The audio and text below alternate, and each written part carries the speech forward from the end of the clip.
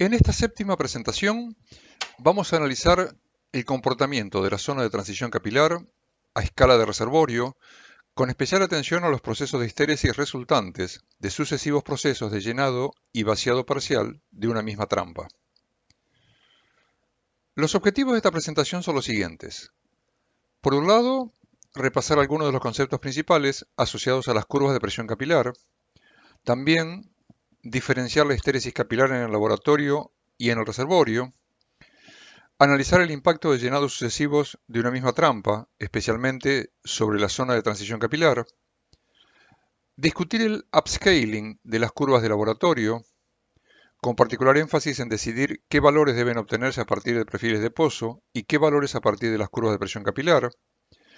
y el análisis lo vamos a hacer por ahora sobre un reservorio homogéneo, pero ya sabiendo las simplificaciones que esto conlleva. En charlas anteriores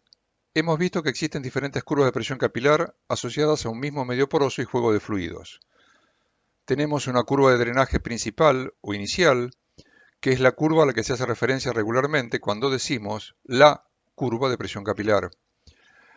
Y también tenemos una curva de imbibición asociada a esta primera curva y que tiene en cuenta que el medio poroso inicia la imbibición después de haber alcanzado la saturación de agua irreductible. Pero vimos que si la curva de drenaje inicial se detiene en algún punto de saturación intermedio, la curva de imbibición no solo es diferente a la anterior, sino que da lugar a una saturación de petróleo residual menor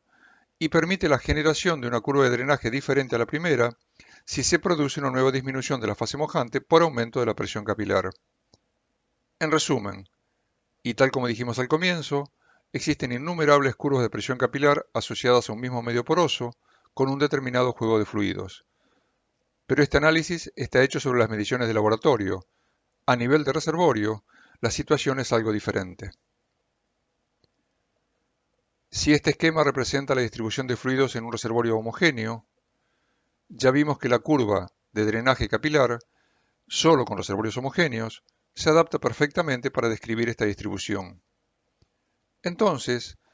en una interpretación muy simplista, se podría pensar que la curva de imbibición asociada es la adecuada para describir el resultado del ingreso de agua a la trampa con elevación del nivel de agua libre. Pero ni siquiera en sistemas homogéneos idealizados es este el caso. En realidad, si elegimos cualquier punto que ya haya alcanzado las condiciones de saturación de agua irreductible, como el que estamos viendo justo en el tope de la zona de transición,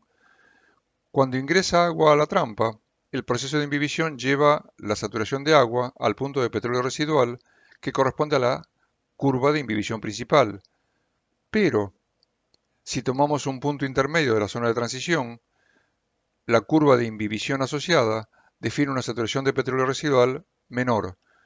de modo que al final de la imbibición, la saturación de agua en este punto se ubica en un valor diferente al anterior. Lo mismo pasaría en un tercer punto, elegido al azar, donde la nueva curva de imbibición define otra saturación de petróleo residual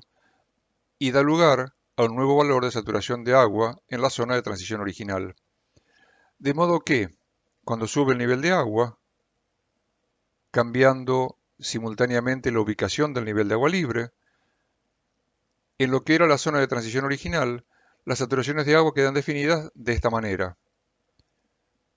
Y la zona de transición, por encima del nivel de agua libre, ahora sí, corresponde a la curva de imbibición principal de la medición de laboratorio. En resumen, al final del proceso, queda definida una zona con petróleo inmóvil que se continúa con una zona de transición diferente a la original. Para resumir todo el proceso analizado, podemos ver que la zona de transición original,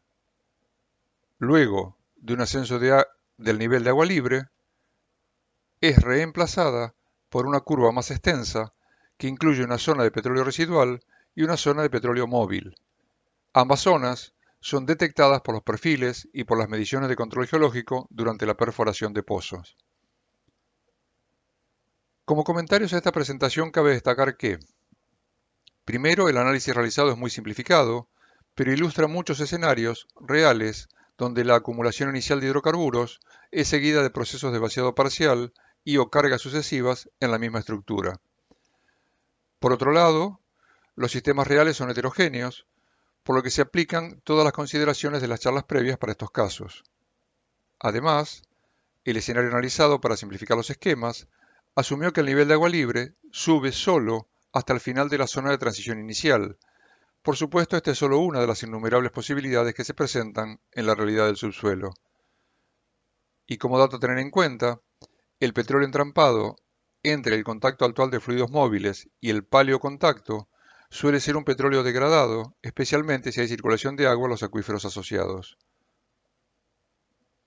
Por último, con respecto a la pregunta frecuente acerca de cuál es la información más adecuada para interpretar la distribución de fluidos en subsuelo, especialmente la zona de transición capilar, los siguientes son puntos que es conveniente tener en cuenta. El valor de agua irreductible más confiable suele ser el de la medición de laboratorio, habida cuenta de respetar la interacción de fluidos y la mojabilidad de la roca.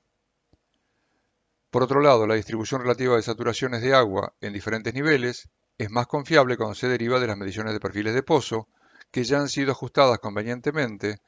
en los puntos extremos de agua irreductible y 100% de agua. Por último, un comentario, por si se decide cambiar la curva de presión capilar, solo para modelar una distribución de fluidos que, como ya vimos, depende de muchos más factores que los que se modelan a escala de laboratorio. En este caso debe tenerse en cuenta que las presiones capilares no solo modelan la distribución inicial de fluidos, sino que también impactan en el movimiento de fluidos, especialmente en escenarios de media a muy baja permeabilidad.